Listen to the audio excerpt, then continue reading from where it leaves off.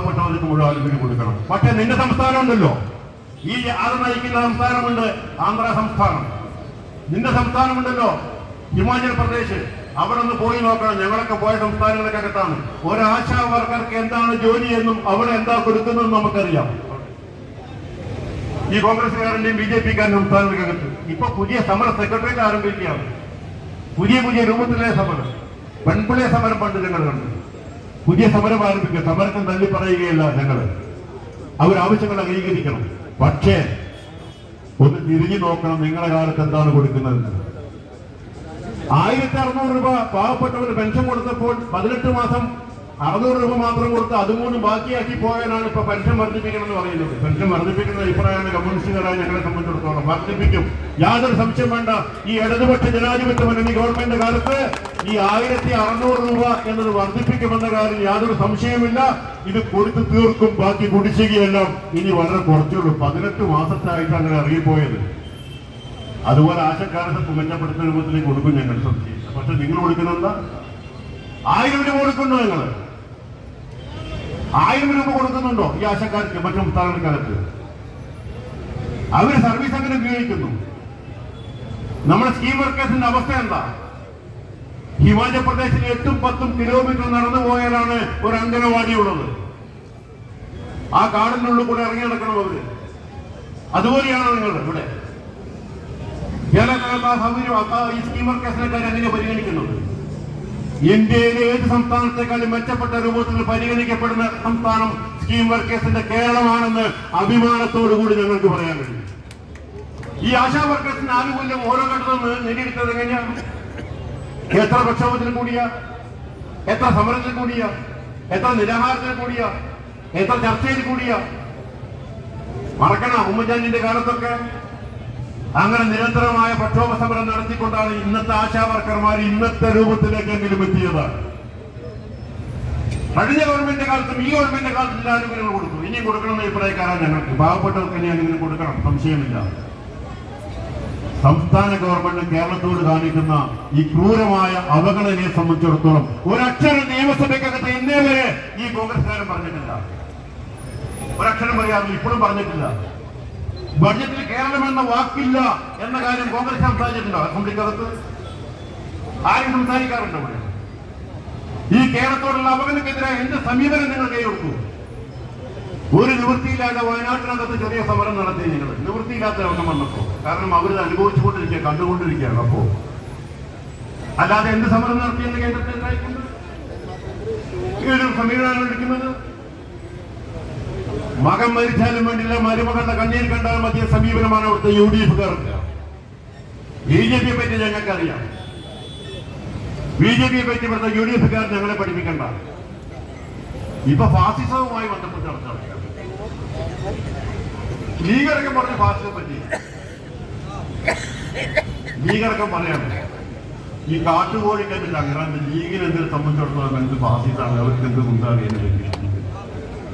ഇവിടെ ഇതൊക്കെ അതിജീവിച്ചുകൊണ്ടാണ് ഇന്ത്യ ലോകത്തിലെ കമ്മ്യൂണിസ്റ്റ് പ്രസ്ഥാനം ഇവിടെ വന്നിട്ടുള്ളത്. ഫാസിസ്റ്റ് സംബന്ധിച്ചിടത്തോളം വ്യക്തമായ അഭിപ്രായമുണ്ട്.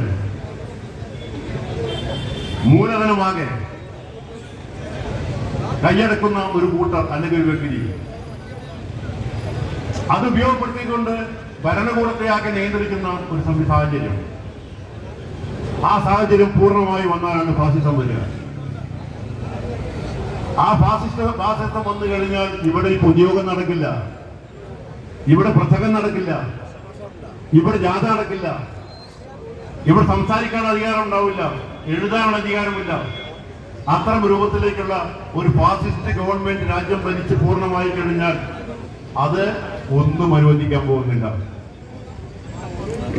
അത്തരം രൂപത്തിലേക്കുള്ള സമീപനമായിട്ടൊരു ഗവൺമെന്റ് മാറിക്കഴിഞ്ഞിട്ടില്ല, നാളെ മാറില്ല എന്ന അഭിപ്രായം കമ്മ്യൂണിസ്റ്റുകാരായ ഞങ്ങളെ സംബന്ധിച്ചിടത്തോളം ഇല്ല. ഒരു ഫാസിസ്റ്റിക് അപ്രോച്ചുള്ള ഒരു രാഷ്ട്രീയ പാർട്ടിയും അതിന്റെ ഭരണകർത്താക്കളുമാണ്. യാതൊരു സംശയമില്ല. ഞങ്ങൾ ആദ്യമേ കണ്ടവരാണ്, നിങ്ങളെപ്പോലല്ല. കമ്മ്യൂണിസ്റ്റുകാരായ ഞങ്ങൾ ഈ പാർലമെന്റ് ജനാധിപത്യം മാത്രം വിശ്വസിക്കുന്നവരെല്ലാം ആദ്യം പറഞ്ഞതൊക്കെ കണ്ടുകൊണ്ട് തന്നെയാണ്. അതുകൊണ്ട് ഞങ്ങൾ വേണ്ടത് കയറാൻ ഫാസിസ്റ്റ് അപ്രോച്ച് നിങ്ങളുടെ ഭാഗത്തുണ്ടായിട്ടില്ല. ഫാസിസ്റ്റിക്ക് സമീപനമെടുത്തിട്ട് ഇന്ദിരാഗാന്ധി എടുത്തിട്ടില്ല. അടിയന്തരാവസ്ഥ കാലത്ത് നിങ്ങൾ മറന്നു പോകണം അവിടുത്തെ മുസ്ലിം ലീഗുകാരൻ. ഇപ്പൊ വലിയ രൂപ ചർച്ചകളൊക്കെയാണ്. ആര് നമ്മുടെ കുഞ്ഞാപ്പയ്ക്ക് അടക്കം പറഞ്ഞ അഭിപ്രായം പറഞ്ഞു ഫാസിസ്റ്റ് സംബന്ധിച്ചു. അന്ന് അവിടെയായിരുന്നു നിങ്ങൾ, നിങ്ങൾക്കറിയാം, ഉമ്മർ ബാബ യുദ്ധങ്ങളും. അതുപോലെ തന്നെ ചെറിയമ്മൊക്കെ ജയിലിൽ കിടക്കുമ്പോ ഇവിടെ നല്ല ബിരിയാണി അടിച്ച് നടക്കുകയായിരുന്നു ഇവരിവിടെ ഉണ്ടായിരുന്നത്. അന്ന് പൊതുയോഗം നടത്താൻ പറ്റിയിരുന്നു, അന്ന് യാത്ര നടത്താൻ പറ്റിയിരുന്നു, ഈ പത്രത്തിൽ എഴുതാൻ പറ്റിയിരുന്നു, അന്ന് എന്തെങ്കിലും പ്രസംഗിക്കാൻ പറ്റിയിരുന്നു? ഒന്നുമില്ലല്ലോ. ഞങ്ങളൊക്കെ ജയിലിൽ കിടന്നവരാ. എന്തെങ്കിലും പറ്റിയിരുന്നു? അന്നും ഞങ്ങൾ പറഞ്ഞത് ഒരു ഫാസിസ്റ്റ് സമീപനമുള്ള ഒരു ഗവൺമെന്റ് ഭരണ സമീപനം, അർദ്ധ ഫാസിസ്റ്റ് രൂപത്തിലേക്കുള്ള നീക്കം. ഞങ്ങളുടെ പാർട്ടിയുടെ പരിപാടിക്കകത്ത് രഹസ്യരേഖ എന്നാണ് പറഞ്ഞത്. എന്റെ പ്രിയപ്പെട്ട മാതൃ മനോരമ മന്ത്രിയായില്ല. ഇത് വായിക്കുന്ന ആൾക്കാർ ആരും പരസ്യമായി കിട്ടുന്നതാണ്. പാർട്ടിയുടെ സൈഡിനകത്ത് ഒരു മാസം പ്രസിദ്ധീകരിച്ചാണ്. രാജ്യത്തിൽ ആരും വായിക്കട്ടെ. ഒരു പാർട്ടിയുടെ കമ്മ്യൂണിസ്റ്റ് പാർട്ടിയുടെ കരട് രാഷ്ട്രീയ പ്രമേയം രഹസ്യരേഖയല്ല. അത് വിവരം കെട്ട രൂപത്തിലേക്കുള്ള മുസ്ലിം ലീഗിന്റെയും കോൺഗ്രസ് നേതാക്കന്മാർ മാത്രമേ പറയുള്ളൂ. അത് രഹസ്യരേഖയല്ല. മാതൃകയ്ക്ക് മനോരമയ്ക്ക് അജണ്ട ഉണ്ടാവും. സംബന്ധിച്ചിടത്തോളം അവർക്ക് അജണ്ട ഉണ്ടാവും. ഒരു രഹസ്യരേഖ എന്നൊക്കെ പറഞ്ഞു. പക്ഷെ അത് രഹസ്യരേഖയല്ല, പരസ്യരേഖയാണ്. അതിനെ പറ്റിയിട്ട് ആർക്കും അഭിപ്രായം എഴുതിയേക്കാം. കമ്മ്യൂണിസ്റ്റ് പാർട്ടി മെമ്പർ അല്ലാത്ത ഒരാൾക്ക് വേണമെങ്കിലും അതിന് പാർട്ടി സെൻട്രൽ കമ്മിറ്റിക്ക് ഞങ്ങൾക്ക് എന്നത് അഭിപ്രായം എഴുതിയിരിക്കാനുള്ള അവകാശം. അത് വെച്ചുകൊണ്ടാണ് ഇപ്പോൾ വേണ്ടിട്ട് കയറുന്നത്. നിങ്ങൾ കേന്ദ്രത്തിന്റെ സമീപത്തിലായിക്കൊണ്ട് സമീപനം എടുക്കുന്ന പ്രശ്നം, കേരളത്തെ ഞെക്കിക്കൊല്ലുന്ന ഈ നീക്കിന്റെ സമീപനം എടുക്കുന്ന പ്രശ്നം. വയനാട് അവിടുത്തെ പാവപ്പെട്ട ജനവിഭാഗത്തിൽ നിന്ന് ഒരു സഹായം ചെയ്യില്ല എന്ന കേന്ദ്രത്തിന് പ്രഖ്യാപിച്ചതിന്റെ സമീപനം എടുക്കുന്നതാണ് പ്രശ്നം. ഇത് കേരളത്തിലെ എങ്ങനെ മുന്നോട്ട് കൊണ്ടുപോകും? നിക്ഷേപ സംഗമത്തിന്റെ തലേ ദിവസം VD ദിനേശൻ പ്രഖ്യാപിച്ചെന്താ? കേരളത്തിലാകെ ഉണ്ടായത് കുറെ ചായപ്പീടിയ മാത്രമാണ്. നമ്മളെ മനോരമക്കാരന്റെ പിറ്റേ ദിവസത്തെ പത്രത്തിനകത്തൊരു വാർത്ത, ഒരു ചായ ഇങ്ങനെ പകരുന്നതും നിക്ഷേപ സംഗമത്തിന്റെ ഫോട്ടോ വെച്ചു. മനോരമയ്ക്ക് അങ്ങനെ പറയാം. മനോരമയെ സംബന്ധിച്ചിടത്തോളം മനോരമ ആശക്കാർക്ക് വേണ്ടിയിട്ട് മുഖപ്രസരം വേണ്ടി ഞാൻ സന്തോഷിക്കുകയാണ്. പക്ഷെ മനോരമക്കാരൻ ആരെങ്കിലും ഇവിടെ ഉണ്ടെങ്കിൽ പറയാം, നിങ്ങൾക്ക് വേജ് ബോർഡ് പ്രകാരം ആനുകൂല്യം കിട്ടുന്നുണ്ട്. ദേശാഭിമാനി കൃത്യമായി കൊടുക്കുന്നതാണ് വേജ് ബോർഡ് ആനുകൂല്യം. നിങ്ങളുടെ തൊഴിലാളിക്കാരി ആനുകൂല്യം കൊടുക്കുക. മാതൃക കാണിക്കും മനോരമക്കാരൻ. മനോരമക്കാരനടുത്ത് മഹാഭൂരിപക്ഷവും ഇന്ന് കോൺട്രാക്ട് വർക്കേഴ്സാണ്. ഞങ്ങളെ സമീപിക്കാറുണ്ടല്ലേ? നിങ്ങളുടെ ചാനലിനകത്തുള്ള മഹാഭൂരിപക്ഷം കോൺട്രാക്ട് വർക്കേഴ്സ് അല്ലേ? ജോലി സ്ഥിരതയുണ്ടോ? ആശക്കാർക്ക് ന്യായമായ പിന്തുണ കൊടുക്കുന്നതിന് ഒരു തെറ്റും ഞങ്ങൾ പറയുന്നില്ല. പക്ഷേ ഒന്ന് തിരിഞ്ഞു നോക്കണം അവനവന്റെ അവസ്ഥ എന്താണെന്നുള്ള കാര്യം സംബന്ധിച്ചിടത്തോളം. ഞാൻ മറ്റു വിഷയങ്ങൾ എടുക്കാൻ ആഗ്രഹിക്കുന്നില്ല. നമ്മൾ കേരളം വലിയ രൂപത്തിലേക്ക് വെല്ലുവിളി നേരിട്ടുകൊണ്ടിരിക്കുക. കേരളത്തിന് മുന്നോട്ട് പോകണം.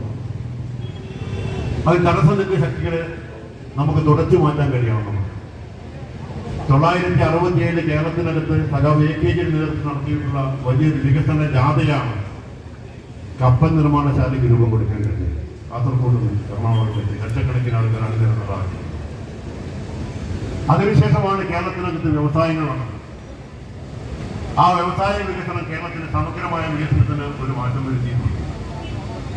അത്തരം രൂപത്തിലേക്കുള്ള വലിയ പുതിയ കാഴ്ചപ്പാടോടുകൂടി, പുതിയ വിഷനോടുകൂടി ഇപ്പൊ കേരളം മുന്നേറേണ്ട സമയമാണ്.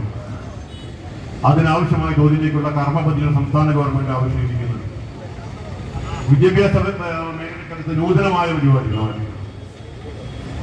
പുതിയ നിക്ഷേപങ്ങൾ കണ്ടെത്താൻ ശ്രമിക്കുന്നുണ്ട്. ആരോഗ്യ മേഖലക്കകത്ത് പുതിയ നിക്ഷേപം കണ്ടെത്താൻ ശ്രമിക്കുന്നുണ്ട്. നമ്മൾ വ്യവസായിക മേഖലക്കകത്ത് വലിയ നിക്ഷേപം കണ്ടെത്താൻ ശ്രമിക്കുന്നുണ്ട്. നമ്മുടെ ജില്ലക്കകത്ത് പോലും നമ്മൾ പുതിയ നിക്ഷേപത്തിന് വേണ്ടി വലിയ ശ്രമം നടത്തിക്കൊണ്ടിരിക്കുന്ന ഒരു അവസരമാണ്. ഇതൊക്കെ തൊഴിലവസരം സൃഷ്ടിക്കുന്നതിന് വേണ്ടിയിട്ടാണ്. പുതിയ തൊഴിലാളികൾക്ക് ആനുകൂല്യം കിട്ടുന്നതിന് വേണ്ടിയിട്ടാണ്. ഇന്ന് കിട്ടിക്കൊണ്ടിരിക്കുന്ന ആനുകൂല്യം വർദ്ധിപ്പിക്കുന്നതിന് വേണ്ടിയിട്ടാണ്. നമുക്ക് മെച്ചപ്പെട്ട ഒരു കേരളത്തിന് വേണ്ടിയിട്ടാണ് നമ്മൾ നിൽക്കുന്നത്. അത് കണ്ണുള്ളവൻ കാണും എന്ന് മാത്രമേ ഞാൻ പറയുന്നുള്ളൂ. കണ്ണടച്ച് ഇരുട്ടാക്കുന്നവരെ സംബന്ധിച്ചിടത്തോളം അത് പ്രശ്നമല്ല. അവരത് കാണില്ല. അവർ ബോധപൂർവമായിട്ട് നമ്മളെ എതിർക്കുന്നവരാണ്. പക്ഷേ കേരളത്തിന്റെ മഹാഭൂരിപക്ഷം വരുന്ന പാവപ്പെട്ടവരും സാധാരണക്കാരനും ഇടത്തരക്കാരനുമായ ആൾക്കാർ, കേരളത്തിന്റെ സമഗ്രമായ പുരോഗതി ആഗ്രഹിക്കുന്നവർ, അവരാരായാലും ഈ ന്യായമായ രൂപത്തിലേക്കുള്ള ഈ ആവശ്യങ്ങൾക്ക് വേണ്ടി പോരാടുന്ന ഇടതുപക്ഷ പ്രസ്ഥാനത്തെ സഹായിക്കും. ഞങ്ങൾ എല്ലാവരെയും പിന്തുണ ഞങ്ങൾക്ക് കിട്ടുന്നുള്ള വ്യാമോഹം ഞങ്ങളെ സംബന്ധിച്ചിടത്തോളം അങ്ങനെ നടിക്കുന്ന